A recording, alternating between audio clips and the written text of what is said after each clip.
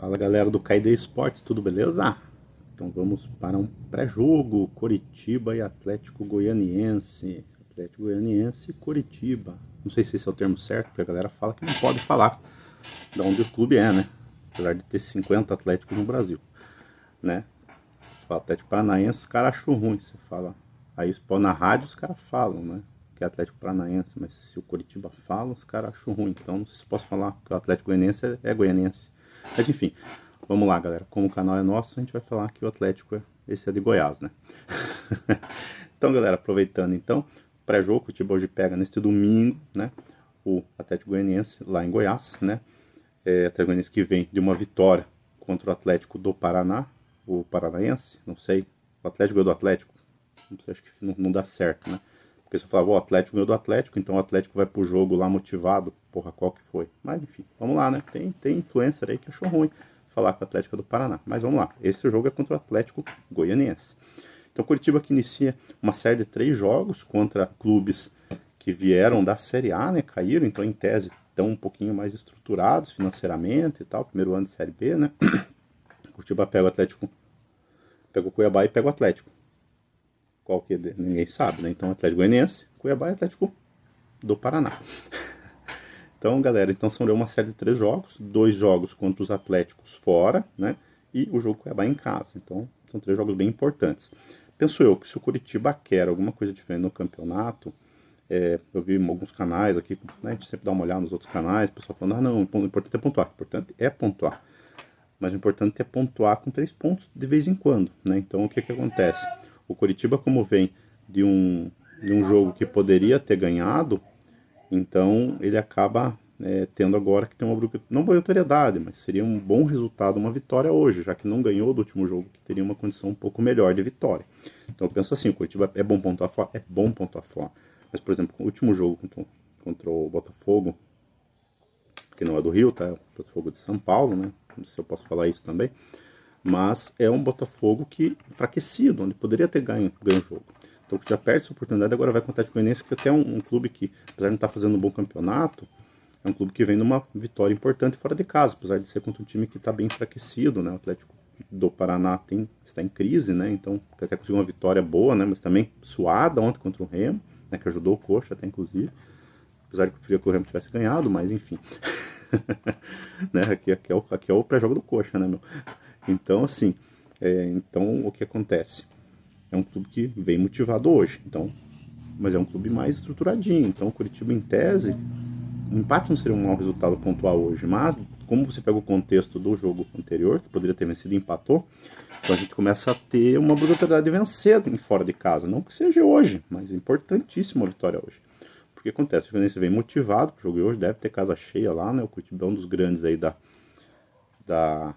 do campeonato, né? Se a gente olhar a tabela do brasileiro, o Coritiba já caiu para quinto, porque o CRB ontem ganhou do líder Goiás de 2-0, né?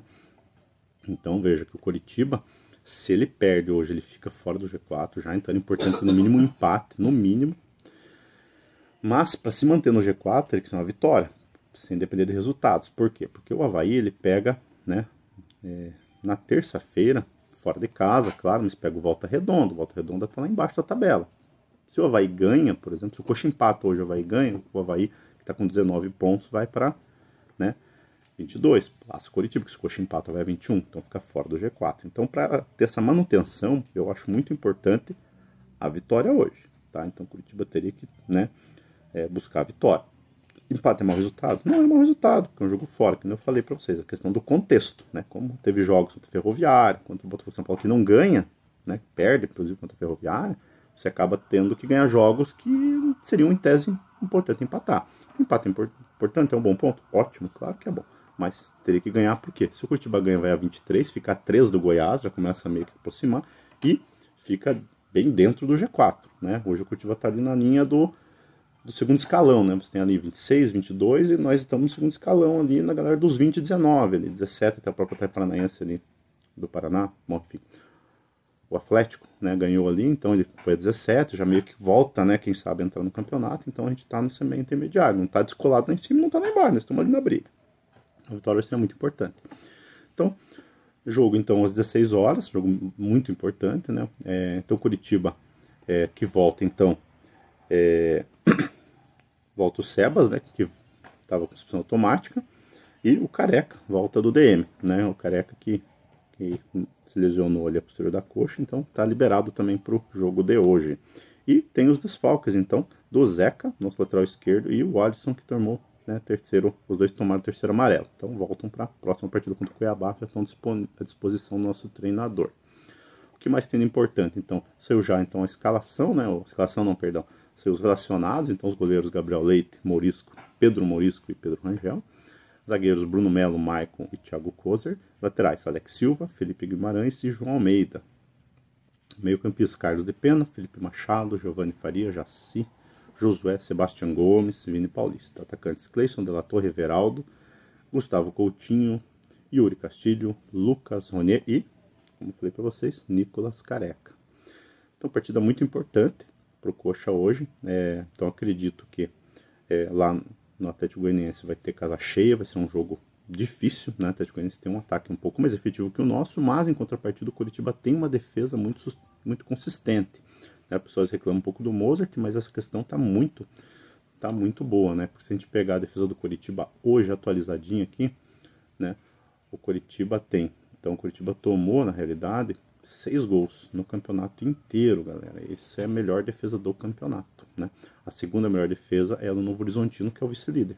Então você vê que uma defesa consistente é muito importante. Se olhar ali nos clubes que estão lá em cima, não que não vai ter, tem defesas boas lá embaixo também, tá? Por exemplo, Criciúma, com 10 gols tomados. Mas se você pegar ali no G4, você tem o Goiás com 8, Novo Horizontino com 7, né? Cuiabá com 10, CRB com 9, Curitiba com 6. Então é importante você ter poucos gols tomados. Mas não é isso que vai definir, porque você também tem que fazer. O Curitiba tem feito pouco, mas tem conseguido ali resultados magros, mas isso que é importante. Então o jogo de hoje, por mais que o Atlético Goianiense venha motivado, tem uma característica de fazer muitos gols de cabeça, né, uma bola aérea muito forte na área, o Curitiba também tem uma defesa muito consistente. Então o que é importante para hoje? Conseguir que a nossa defesa funcione e que o nosso ataque encaixe, né, para que a gente consiga sair com uma vitória na data de hoje. Se a gente sair com uma vitória, então o Curitiba vai para vice-líder do campeonato e consegue sustentar essa posição até a próxima rodada, que teria o Cuiabá em casa, então deu uma vitória em casa importantíssima também.